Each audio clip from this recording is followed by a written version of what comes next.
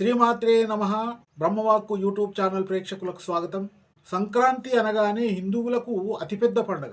ఈ పండగ సందర్భంలోనే ముందున్నది ముసర్ల పండగ అనే సామెత వ్యవహారంలోకి వచ్చిందంటారు. 3 రోజులు జరుపుకునే వేడుకలలో మొట్టమొదట భోగి, సంక్రాంతి, కనుమ. సంక్రాంతి అంటే సంక్రమణ, చేరడం అని అర్థం.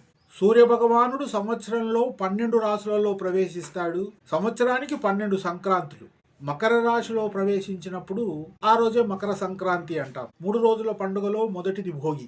ప్రతి ఇంటి వాకిట్లో భోగి మంటలు వేసి ఇంట్లో ఉన్న నిరుపయోగ వస్తువులను అందులో వేసి తగలబెట్టి తమ పీడ వదిలిపోయినదని భావించి కొత్త సంవత్సరము ప్రారంభానికి సూచకంగా వరి జొన్న కంకులతో తోరణాలు కట్టడము, వాకిలిలో రంగవల్లులు తీర్చిదిద్ది అందులో గొబ్బెమ్మ నుంచి శనగ, కుసుమదంట్లు, రేగుపళ్ళు వేస్తారు.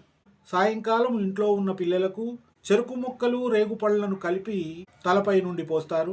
మరుసటి రోజు సంక్రాంతి. ఉత్తరాయణ పుణ్యదినం ప్రారంభం. సూర్యుడు మకర రాశిలోకి ప్రవేశించడం.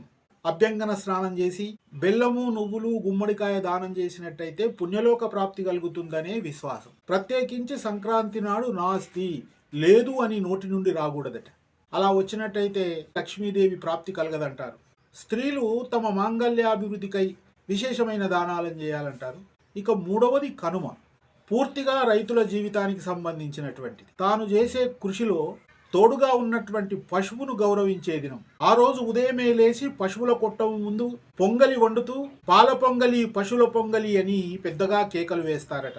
దేవుడికి నైవేద్యాన్ని సమర్పించి పొంగలి మెతుకులను తాము పండించినటువంటి పంట పొలాలలో చల్లుతారు. ఈ సందర్భంలోనే ముందున్నది ముసళ్ళ పండుగ అనే సామెత వ్యవహారంలోకి వచ్చిందంటారు. కొందరి నోళ్లలో ముసళ్ళ పండుగ అని వినబడుతుంది. ముసళ్ళ పండుగ కాదు, ముసళ్ళ పండుగ, ముసర్ల పండుగ. ఈ పండుగకు సంబంధించినటువంటి ఒక కథ ఉంది. ఒక గొర్రెపిల్ల చాలా ఉత్సాహంతో గంతులు వేస్తూ ఉరుకుల పరుగులతో మేత మేస్తూ ఉందట.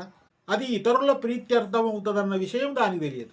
అక్కడనే మేస్తున్నటువంటి ఒక ఎద్దు చూసి ముందున్నదిలే ముసళ్ళ పండుగ అని ఆ గొర్రె పిల్లను గేలి చేసిందట. ముసర్లు అంటే పొలాలలో పోలి అన్నము మెతుకులు. అవి చల్లే పండుగ రానున్నదని అప్పుడు తెలుస్తుంది నీ మిడిసిపాటు అని దాని అర్థం. సంక్రాంతి మరుసటి రోజు కనుమ. ఆనాడు ఎడ్లకు ఎక్కడ లేని వైభవం, గొర్రెలకేమో బలి అగుట పాటు. కనుక ఈ సామెత పూర్వకాలము పంట సిరికి గొర్రెనో మరొక జంతువును బలియిచ్చు ఆచారము సూచిస్తుంది. బలి అన్నంలో రక్తాన్ని కలిపి చల్లేవారట. కానీ పశువుల బలికి మారుగా పసుపు కుంకుమలు కలుపుటయు, గొర్రెమేక శిరస్సుకు బదులుగా గుమ్మడికాయ పగలగొట్టడం ఆచారంగా వస్తుంది. గుమ్మడికాయ, చెరుకుగడ, మాంసము, మద్యము అనునవి నివేదిస్తే గొర్రెనో మేకనో బలియిచ్చుటకు సమానమని తెలియజేశారు. ఈనాడు మార్పు రావడము అభినందనీయం. కోడి పందాలను ఆడి వినోదించే ఆచారం కూడా కొనసాగుతుంది. సంక్రాంతి అనగానే పిల్లలకు, పెద్దలకు గాలిపటాలు ఎగరేస్తూ అమితోత్సాహంతో గడుపుకునే దినం. పిల్లలు మిద్దెల మీద గాలిపటాలు ఎగరేసేటప్పుడు పెద్దల సమక్షంలో ఉంటే బాగుంటుంది. పందాలు, జూదాలు ఆడి ఎక్కువ డబ్బును కోల్పోకుండా జాగ్రత్త వహించాలని కోరుతూ బ్రహ్మవాక్కు యూట్యూబ్ ఛానల్ ప్రేక్షక మహాశైలందరికీ భోగి, సంక్రాంతి, కనుమ శుభాకాంక్షలతో మీ డాక్టర్ కె బ్రహ్మంచార్య.